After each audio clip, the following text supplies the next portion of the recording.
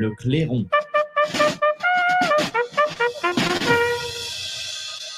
Alors, vous savez, comme souvent, la polémique enfle sur un sujet, mais en fait, souvent, ce sujet n'est qu'un sujet de surface. Ça permet de ne pas parler du fond. Et avec Amélie Oudéa-Castéra, donc notre nouvelle ministre de l'Éducation nationale, mais qui est également ministre des Sports, on est arrivé aujourd'hui à cette petite guéguerre entre école publique et école privée, alors que le sujet tout simplement, c'est la compétence de cette ministre pour ce double poste, je le précise, hein, éducation nationale et sport, et pourquoi pas aussi les mensonges de cette ministre. Alors, nous, on a décidé justement d'aller voir son ancien bilan en tant que ministre des Sports et en tant que présidente de la Fédération française de tennis. Je rappelle qu'elle était à ce poste de 2021 à 2022. Il se trouve que le rapport de la commission d'enquête relative à l'identification des défaillances de fonctionnement au sein des fédérations françaises de sport vient de tomber hier. Il devait arriver plus tôt, d'ailleurs, le 16 janvier, mais il a été décalé à cause d'une actualité très riche. Eh bien, pour en parler, nous sommes très heureux de recevoir Roger Chudeau. Bonjour. Vous êtes donc justement le député Rassemblement national de la 2e circonscription du Loir-et-Cher, responsable du programme Éducation nationale pour le Rassemblement national. Donc, vous allez pouvoir parler des différentes casquettes de notre ministre et secrétaire de la commission d'enquête parlementaire relative à l'identification donc des défaillances de fonctionnement au sein des fédérations françaises de sport. Le nom de cette commission d'enquête est un peu longue, mais on a compris, on s'intéresse aux fédérations françaises de sport. Alors, peut-être revenons en premier, puisque c'est l'actualité, sur ce rapport qui a été rendu et qui, notamment, pointe du doigt des responsables, dont l'ancienne directrice générale de la Fédération française de tennis, Amélie Oudéa-Castéra. Oui, mais merci beaucoup de m'avoir invité. Le rapport a été déposé hier, en effet, présenté à la presse par son rapporteur et sa présidente.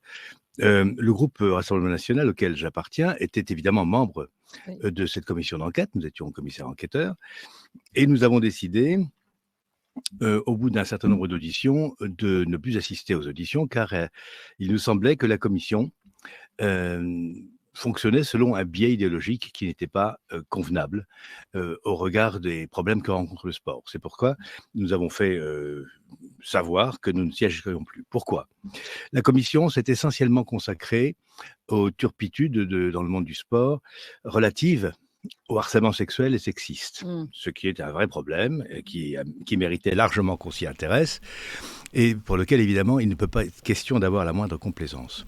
Mais nous avons attiré l'attention de la commission sur le fait que, dans le monde du sport, il y avait un autre problème qui montait, c'était l'entrisme de l'islamisme militant dans les fédérations sportives et dans les clubs, notamment dans les clubs de banlieue, les clubs de football et les clubs d'arts martiaux particulièrement. Nous avons donc demandé un certain nombre d'auditions en tant que commissaire enquêteur. Et la présidente Bellamy a cru bon de les refuser. Très bien. Donc nous avons, considéré que nous ne pouvions plus siéger puisqu'on ne regardait les difficultés du monde sportif que sous un certain angle. Et tout en occultant, en fait, un problème grave qui a été signalé qui a été signalé par les services de renseignement intérieur et que tout le monde connaît. Nous savons très bien tout ça. Bon, donc c'est pour ça que nous avons fait hier une petite conférence de presse avec mon collègue Julien Audoul, le député qui est chargé du dossier du sport au sein du groupe. Et nous avons dénoncé ce biais en montrant que ce rapport, au fond, servait surtout en fait à faire de la petite politique, c'est-à-dire, en l'occurrence, et j'arrive à votre question, à se payer, si j'ose dire, Madame Oudéa-Castéra. Oui. Et nous, ça sont des procédés que nous réprouvons parce que nous ne considérons pas qu'il faille s'acharner sur une personne en raison de ses choix personnels d'ailleurs, l'affaire de ses enfants à Stanislas, tout ceci nous paraît totalement inconvenant. Et par contre, nous souhaitons que nous parler du fond, c'est-à-dire de la politique sportive mise en œuvre par Madame Castéra, et puis évidemment de la politique éducative, ce qui est plutôt ma partie en fait, où le moins qu'on puisse dire, c'est que la nouvelle ministre n'a pas vraiment brillé, il faut l'admettre, par son sens politique et ni par le désir de protéger le service public d'éducation. Oui, ça c'est sûr, elle a mal commencé et on va peut-être revenir là-dessus puisque c'est justement votre sujet, l'éducation nationale. Mais vous balayez un petit peu vite, je trouve, ce rapport. J'aurais bien voulu tout de même... alors oui, les questions en effet de montée de l'islamisme dans le sport et que nous avons déjà évoqué à travers d'autres émissions est fondamentale.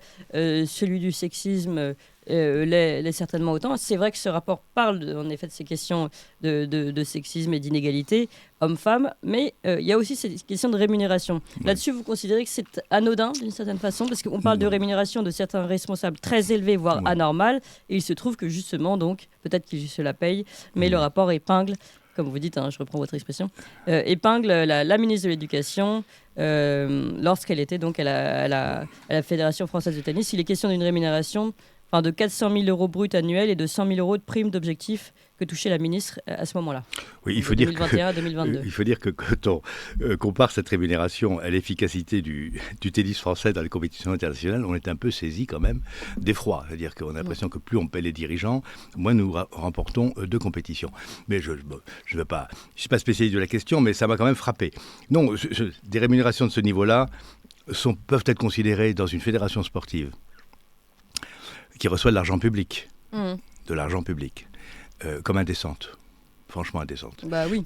Quand on voit les agriculteurs qui se battent, je vais devoir quelques sujets avant de vous rejoindre, qui ont moins de 1 000 euros par mois pour vivre, et que la directrice générale qui ne gagnent même pas d'argent en travaillant tous les jours. Exactement. En se levant à 5 h du matin et en finissant à 22 h. Si vous voulez, il est normal, il est compréhensible et légitime qu'une certaine colère monte dans l'opinion publique à l'égard de ce type de comportement. C'est un décalage total avec la réalité. Donc cette pseudo-élite qui nous dirige, ou qui essaie de nous diriger, est complètement déconnectée des réalités. Elle vit dans l'entre-soi, où on est entre soi, on reste dans sa petite bulle, on se fait de bons d'or lorsqu'on a des postes, on essaie d'en parler le moins possible, lorsque ça sort, on s'en excuse à peine, car tout cela va de soi. Et cette espèce de mépris, de classe, de caste, est absolument insupportable. Et je regrette profondément, pour le système éducatif et pour le monde du sport, que Mme Oudéa-Castéra ait été choisie pour diriger ces deux ministères, dans la mesure où ce qu'elle incarne est profondément rejeté par les Français. Justement, ce décalage, je voulais dire, cette déconnexion plutôt, c'est ça qui est aujourd'hui... Oui, ces gens-là, vous savez, c'est le groupe élitaire contre le groupe populaire, si je puis dire. Bon, ces gens-là se prennent pour l'élite parce qu'ils ont fait quelques études. Ça ne les empêche pas d'être parfaitement incultes très souvent, comme on l'a vu récemment avec ce pauvre ministre des Affaires étrangères. Mais ils ont une arrogance, une suffisance totale. Vous savez, moi je les fréquente tous les jours, à l'Assemblée nationale, dans l'hémicycle ou dans les commissions. Les gens sont dans le camp du bien, dans le camp de la raison.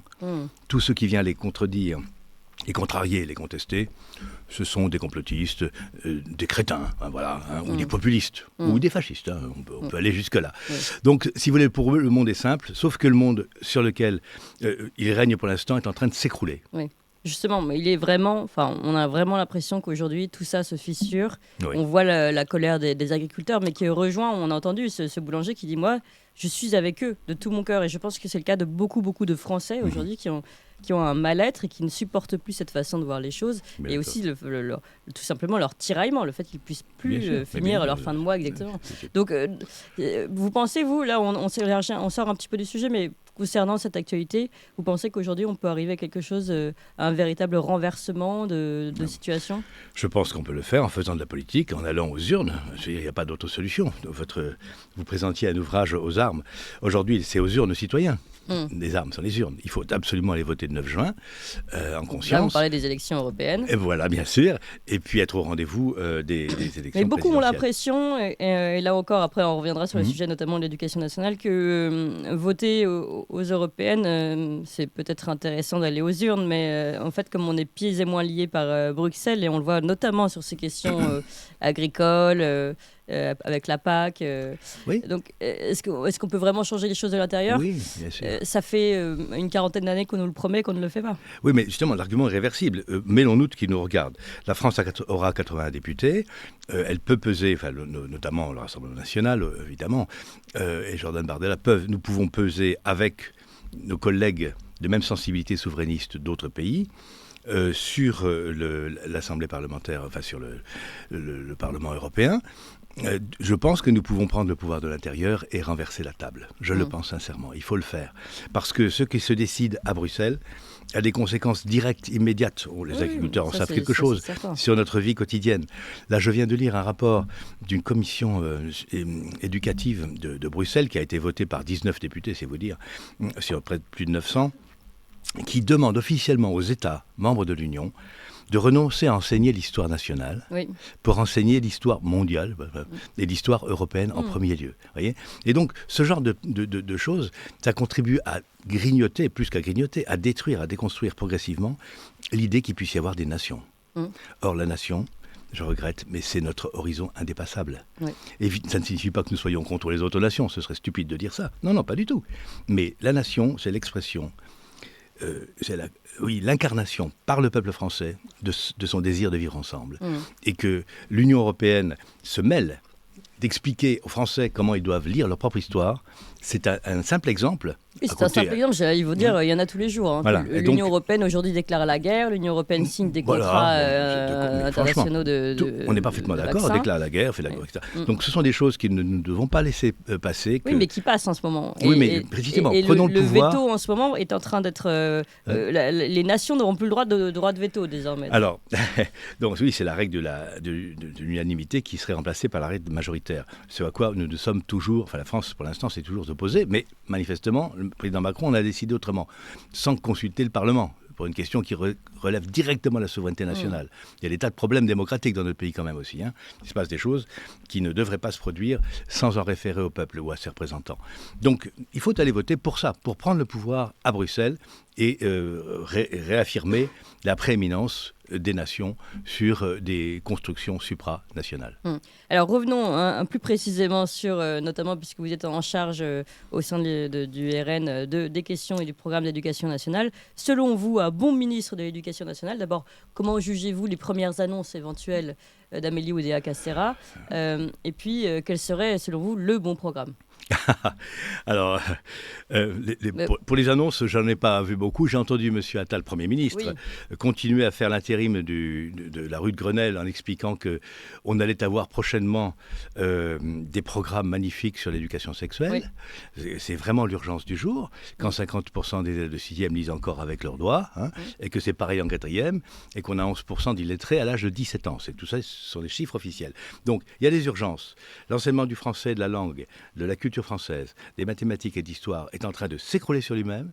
Et le Premier ministre, qu'on appelle d'ailleurs Gabriel Lebref dans les salles de professeurs, ex-ministre de l'Éducation nationale, nous explique qu'on soit tranquille, il va y avoir un nouveau programme d'éducation sexuelle. On marche sur la tête. C'est encore une fois cette forme de déconnexion et à chaque fois cette priorité absolue qu'ils mettent, parce qu'il y avait déjà eu le décret Blanquer, sur l'éducation sexuelle. Non mais parce que c'est du sociétal. Ces gens n'ont pas la moindre idée de ce qu'est l'action éducatrice de l'État. Ils veulent faire entrer la société dans l'école, faire entrer les parents, faire entrer les débats sociétaux et continuer à mettre la pagaille dans le système éducatif, alors que celui-ci n'a qu'une seule mission, transmettre les savoirs, les vérités scientifiques, les humanités et la culture française aux élèves depuis le plus jeune âge jusqu'en terminale. Je parle du système scolaire. Donc là-dessus, il n'y a rien. Il n'y a rien. Il y a des petites mesurettes, alors on fait un gadget, on trouve un gadget. La baya, très bien, la baya, c'est parfait. Sauf que dans plus de 60% des établissements scolaires, on ne peut plus enseigner l'histoire, normalement. Si vous enseignez la Shoah... Finalement, la baya, c'est gadget également. La baya, il fallait le faire, c'était une circulaire, franchement. Ça a été fait, bien, parfait. C'est ce que nous préconisions depuis très longtemps. Mais le fond du problème, c'est que les enseignements scolaires ne peuvent plus être délivrés normalement, actuellement, parce qu'il y a une pression permanente de l'islamisme radical par des jeunes gens radicalisés ou qui se prétendent porteurs de je ne sais quelle vérité, n'est-ce pas, qui empêchent les professeurs de faire cours.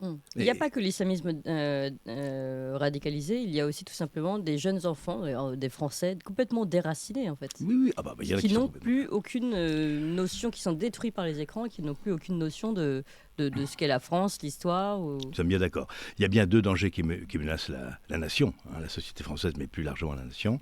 C'est bien évidemment une campagne de conquête de la part de l'islamisme radical. Il faut lire le livre de Bergeau-Bacler sur le frérisme. Et la décérébration organisée par un système, capitaliste, un système consumériste devenu fou, n'est-ce pas, qui ne connaît plus que des individus et qui ignore absolument tout enracinement culturel ou territoriale, et transforme chacun de nous en consommateurs. Et beaucoup d'enfants, beaucoup d'élèves sont évidemment victimes de cette dérive et ont perdu tout repère. Je suis d'accord avec vous. Ils sont des consommateurs en puissance. Mais précisément, c'est à l'école de leur donner les repères. Oui, bon. Or, si on parle de choses annexes au lieu de parler de l'essentiel, ça ne risque pas de fonctionner. C'est pourquoi je pense que Mme Oudéa-Castéra ferait bien de se mettre au travail, parce que pour l'instant, il n'y a rien. Et une dernière question, puisque justement beaucoup de parents fuient cette éducation nationale qui n'est plus qui ne transmet plus ce qu'elle devrait transmettre.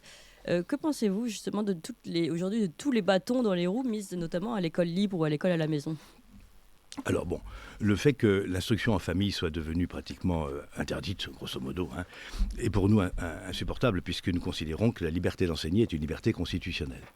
Et que dans le respect des textes, si une famille estime devoir ou pouvoir, les deux, instruire son enfant à la maison, il faut le lui permettre. Donc nous reviendrons là-dessus rapidement. C'est la première proposition de loi que j'ai déposée comme député, c'était de revenir à l'instruction en famille. Bon. Maintenant, sur l'enseignement libre ou indépendant, je ne vois pas du tout pourquoi on continue à l'ostraciser ainsi, puisque c'est en fait une pépinière de très bonnes idées créatrices en matière pédagogique. On y trouve de très bonnes choses, n'est-ce pas? Et au lieu de les stigmatiser, de les surcontrôler, parce qu'ils sont surcontrôlés, et de les suspecter toujours de je ne sais quelle dérive, on ferait mieux de s'intéresser à ce qu'ils proposent, de regarder de près et éventuellement de s'inspirer de certaines de leurs propositions. Je trouve que nous devrions tous ça, ce serait du libéralisme d'ailleurs. Oui, mais le système de l'enseignement public, l'enseignement privé sous contrat et l'enseignement indépendant devraient pouvoir, en tout cas nous y emploierons, travailler ensemble. Voilà. Et il doit y avoir des passerelles, il doit y avoir des articulations entre ces systèmes, de manière à ce qu'on puisse en tirer le meilleur pour l'éducation de nos enfants, bien sûr. Merci beaucoup Roger Chudeau. Je rappelle, vous êtes député Rassemblement National de la 2e circonscription du Loir-et-Cher et responsable du programme Éducation nationale pour le RN. On a bien compris ce qui arriverait si jamais on votait pour vous en tout cas. Et on a bien noté aussi votre appel au vote. Chacun comprendra pour qui il faut voter en fonction de l'accord ou pas qu'il a eu avec ce que vous venez de dire. Merci beaucoup Roger Chudeau. Et Tocsin continue.